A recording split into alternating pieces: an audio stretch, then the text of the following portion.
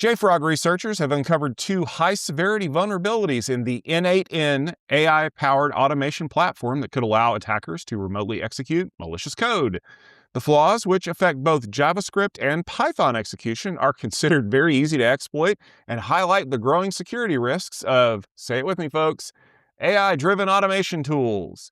Organizations are using n8n, and they are being urged to update immediately and rethink patching strategies, because one of the things we're seeing is that AI is shortening the time between vulnerability disclosure and active exploitation. It's almost like people are able to get AI to actually jump out there and start doing this. So, Al, my question to you is, these two severities that were uncovered in n8n, does that mean that people really should be thinking more carefully about how they're deploying these tools, or should they be rethinking their patching strategies to keep things up to date more quickly? And the answer, of course, is why not both? Yeah. ¿Por Uh, qué no los dos? yeah, I mean, these are pretty high vulnerability, rated vulnerabilities rated at 9.9 and 8.5.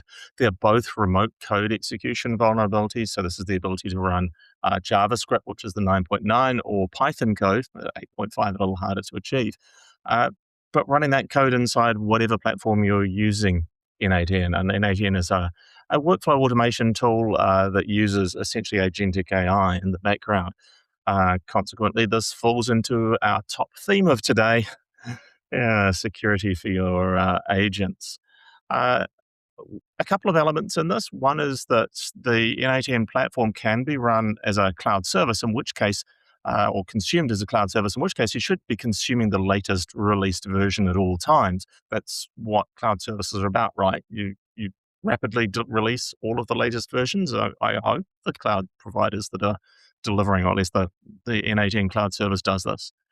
But you can also deploy this on premises, and that will be a pretty common mode for more regulated, more controlled enterprise use. Of course, there's a whole lot of personal use of this as well, as I've seen in my news feeds too.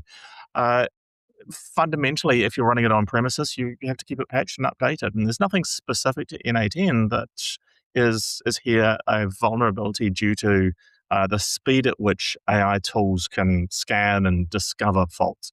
This is not specific to n8n. It is absolutely across your entire IT estate.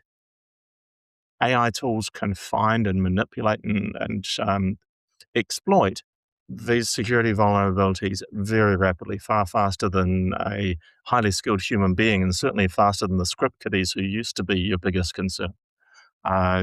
This does then bring about some thoughts around, well, often the known vulnerabilities have a known resolution, a known patch resolution that we simply don't deploy fast enough.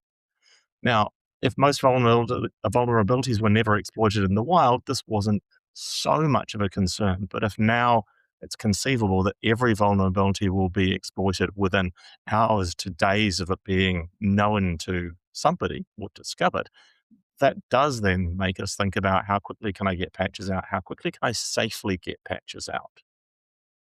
Maybe AI can help us with this. There is absolutely a market around. There is a set of products around that will help you with understanding which updates, which types of updates to which types of software are safe to deploy at great speed, and also to discover if a fault has occurred and roll those back. These are the AI site reliability engineering tools that look at all changes, not just patching. And so, like alcohol being the resolution to and source of all of life's problems, AI is going to be the source of and resolution to many of our problems in IT infrastructure over the coming years.